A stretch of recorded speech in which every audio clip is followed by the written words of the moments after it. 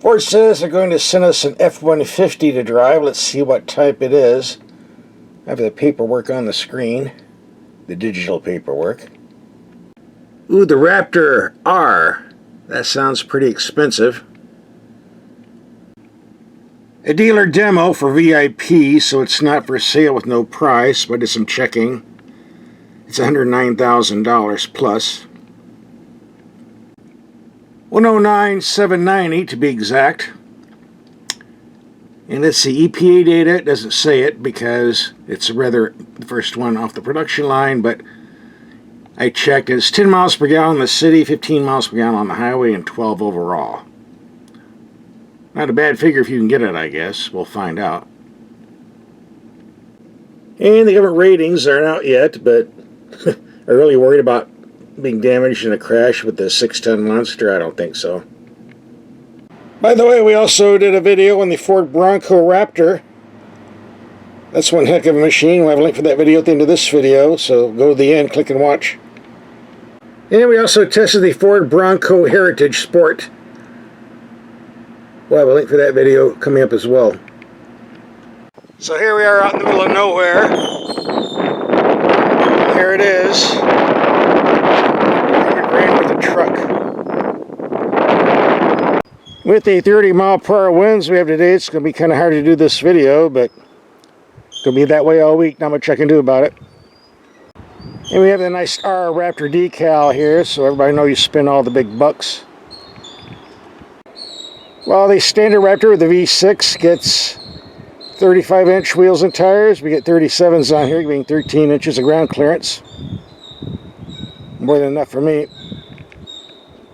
The standard Raptor has a twin-turbo 3.5-liter V6, putting out 450 horsepower.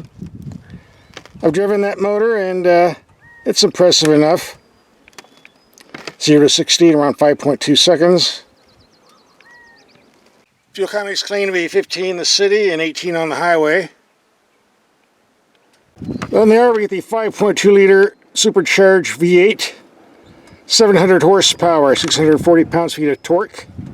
Can't beat that. Claim 0 to 60 time at 3.7 seconds, quarter mile 12.0. Fuel economy, 10 mpg in the city, 15 on the highway, and 12 in mixed. We took this out in the real world to see what the real numbers are. On the highway, we did get 15 miles to the gallon, as they claim, driving on level ground. Of course, it dropped to 13.8 once we hit the dirt for a few miles. But since it's been in the fleet, 1,042 miles, 10.5 mpg. Multiply that by $5.60 a gallon average in this state, and, well, do the math. Is it cheap to run? Just a note about the price tag. Everything was supposed to be standard on the Raptor R, but they just couldn't help themselves. An extra $500 for this spray and bed liner. They just couldn't help themselves. Had to add something. So, and if you buy one off the lot, you want it to show us. They all come with a spray and bed liner. But you'd want it anyway, right? And around the drive mode knob, you have some buttons you might want to know about. If you're going off-road, you have the traditional 4-wheel drive high, 4-wheel drive low. If you're on the street, you have the traditional 2-wheel drive for normal driving.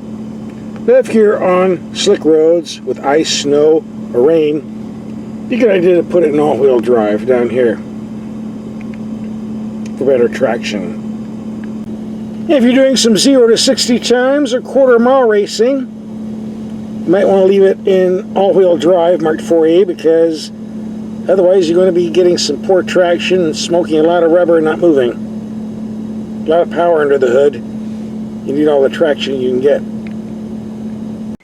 Slippery, tow haul, sport, normal, off-road, Baja. Yeah, okay. See the owner's manual. Not today.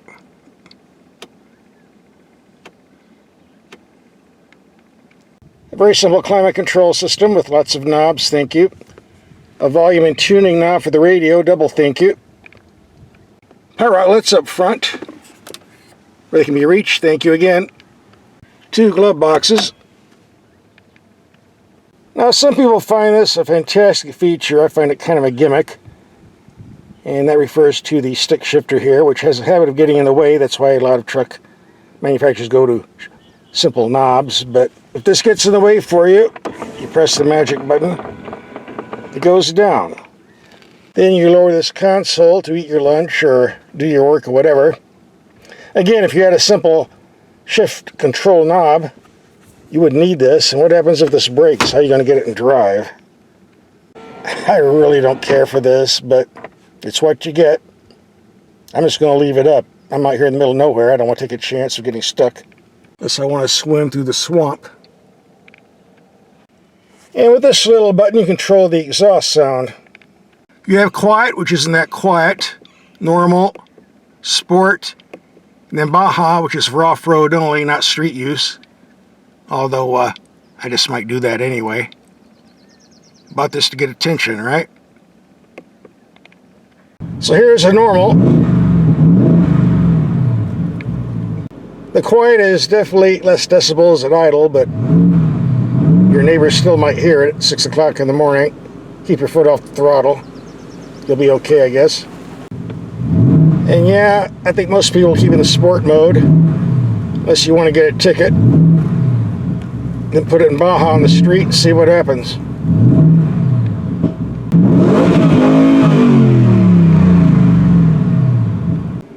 If you want to choose gears manually, we do get paddle shifters on the steering wheel, and they belong on the steering wheel because they can always be reached by your fingertips. Straight line, mild curves, strong curves, always by your fingertips. Unlike the Italians and some other car makers that put the paddle shifters on the steering column where they can only reach when going in a straight line, but can't be reached when you're doing curves or tight turns, which kind of defeats the point of having them in the first place. If you want to go in a straight line, you might as well put it in automatic mode because it's actually quicker than shifting manually. So they belong on the steering wheel, which is why about 95% put them on the steering wheel. And I'll get that email saying, you know, Ferrari puts them on the steering column. Well, they do it wrong. What can I tell you? By the way, by pressing this, you can adjust the gas pedal and brake pedal to your liking. Hey, for 100 grand, I'd hope so.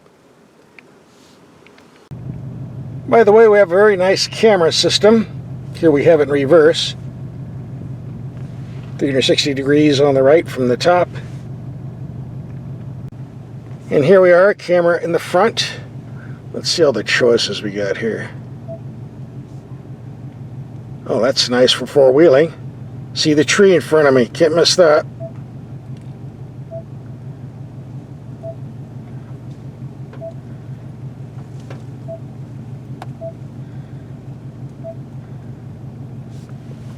Nice view of the bed. Good for backing up.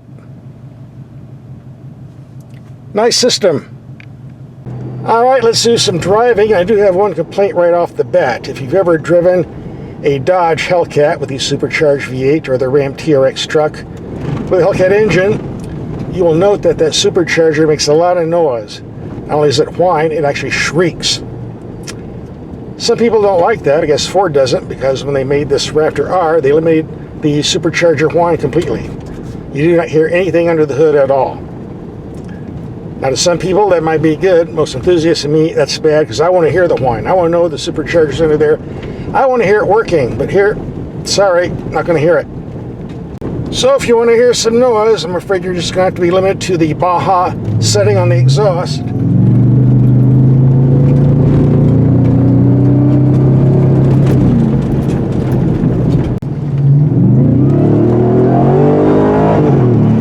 If you're going to drive on a road like this with a lot of loose sand and gravel and lots of curves, good idea to take it out of two-wheel drive, at least all-wheel drive, especially if you're going to use all this horsepower and torque.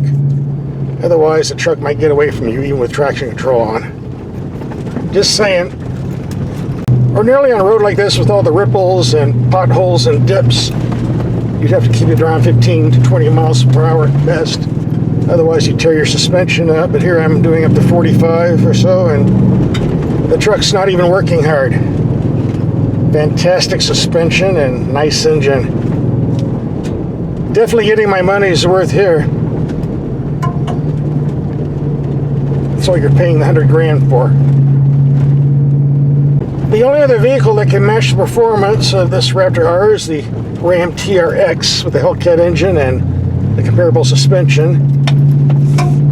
We're supposed to get that next week, so stay tuned.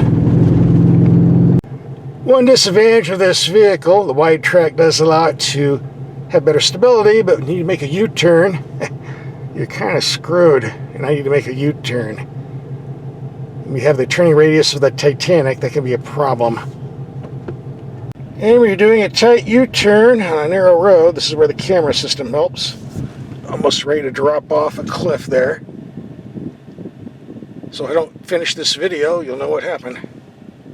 Time to take a bath.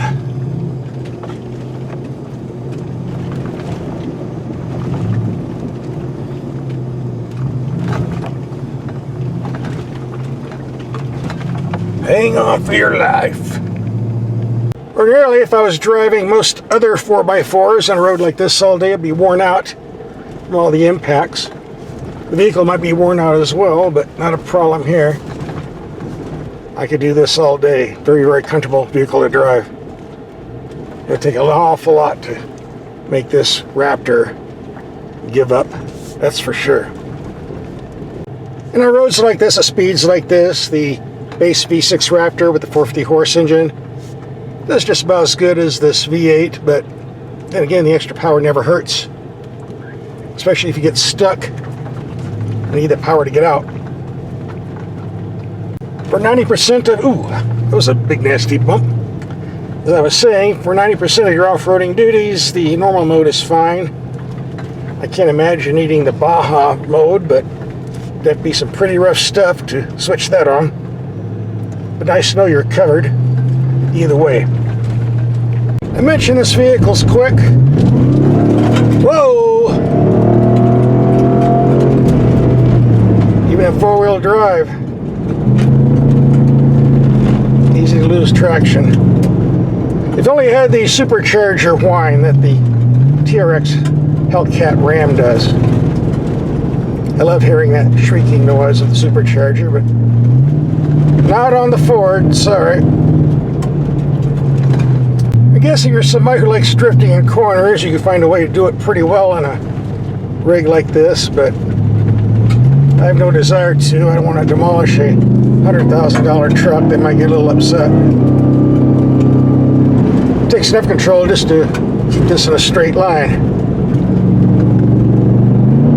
Yahoo!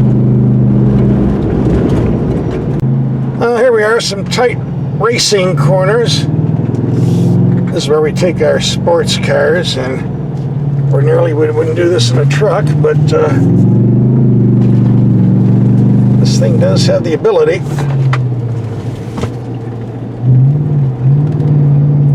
Of course, if you're going to do this, it's a good idea to tie your gear down in the cabin. I forgot to do that, so I have bottles and camping stuff flying all over the seats, but oh well. Pretty good for a truck. Whoa! There goes my camping gear all over the floor. If you're going to use that 700 horsepower on the pavement, might be a good idea to leave everything in all-wheel drive. Otherwise, you might have some traction problems. Yeah, sometimes not.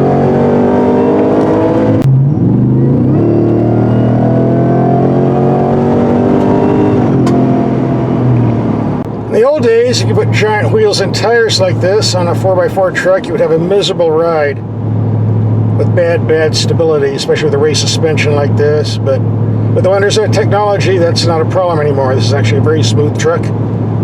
Very quiet if you turn the exhaust down to low.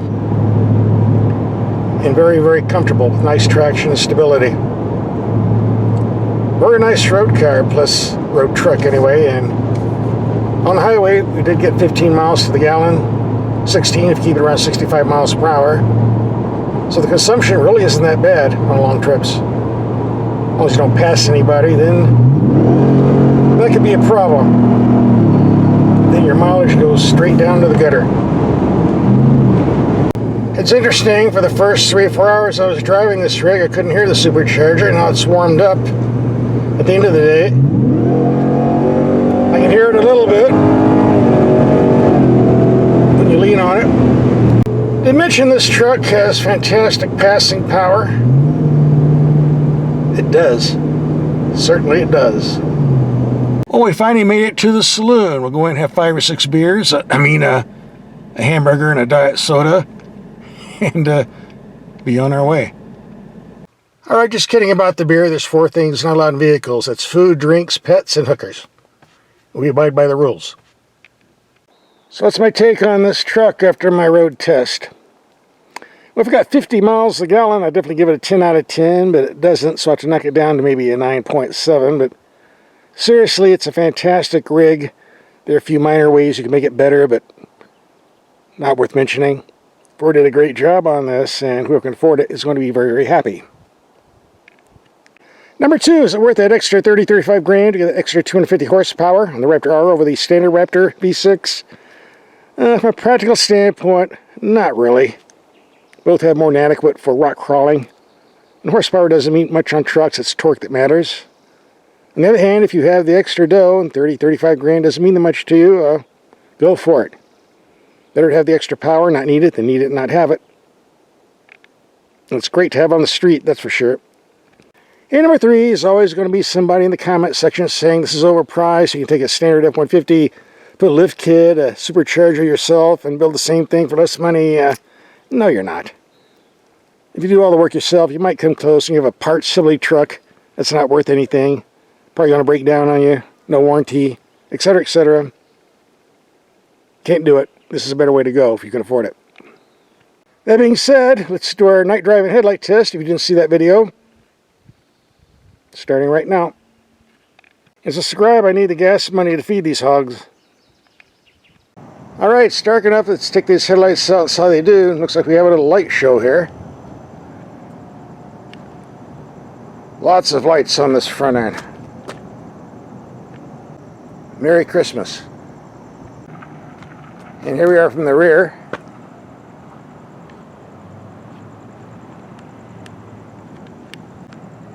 Now we got the emergency lights, very bright. Same with the mirrors. Not drowned out by the headlights, that's a good feature. Well, one thing we're sure, they do not use dim bulbs.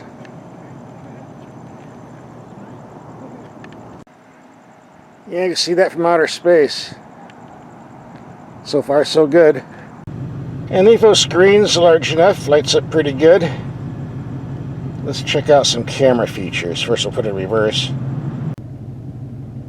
Very good clarity, sharp image. Let's see what other camera features we got here. I guess we have to take it out reverse first. Alright. Front camera.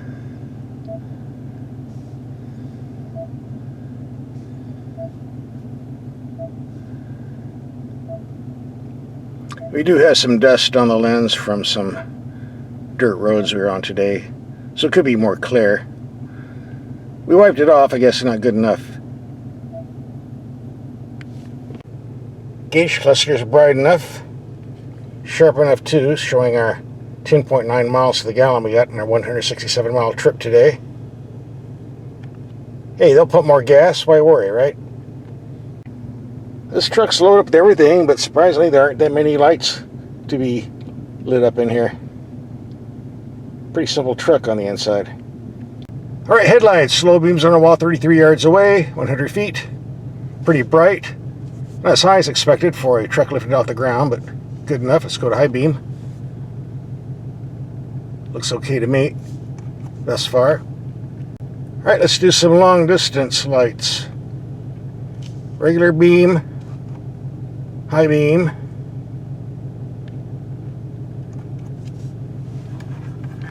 Lights off. Lights on. Reaches out okay. And here's a pleasant surprise. These are active headlights that turn the same direction as the steering wheel is being turned, but I've never seen things so radical. Look at this. Wow, they're really turning. Great for taking corners. Let's go find one. This would be great for mountain roads where you have tight curves.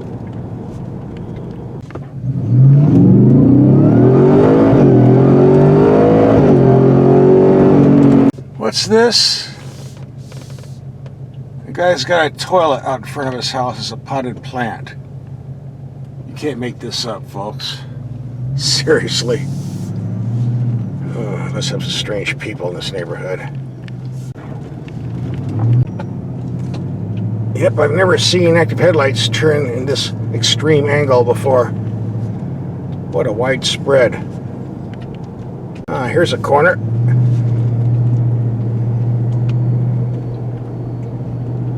See everything on the edge. Very impressive.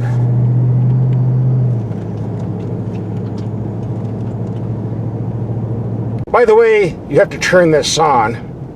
It also turns off, so you need to make sure you know where the dials are down here. You might drive this truck for a year and not know you have this feature. And you have a lot of choices down here on this knob. So make sure you know what you got and what you're paying for. If you watch my videos, I do not like auto-dimming mirrors. They're fine for the highway, not good in city traffic. I don't want to drive in city traffic with blacked out mirrors. It's not safe in my opinion, but apparently there's not a button to turn the auto-dimming mirror off. I can't find it anyway. You can always put tape over the sensor hole right there to turn it off, but I'm not going to do that. It's a good thing we've got all these external lights on because this is a big rig. You don't want to run over somebody and crush them. So just like you have a car that's too small that needs to be seen, this is a car that's too big that needs to be seen.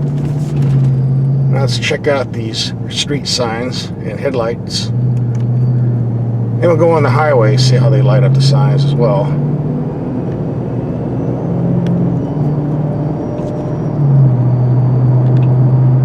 Alright, low beam, high beam. Alright, let's do the street test.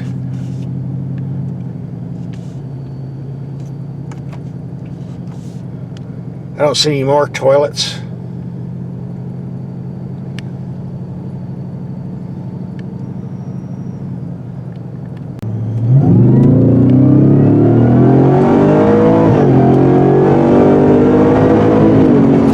Did I mention this truck's pretty quick? That's all you need, a good set of headlights. Gotta see what's way up ahead. I got no issues with the headlight test or night drive. I think it went quite well.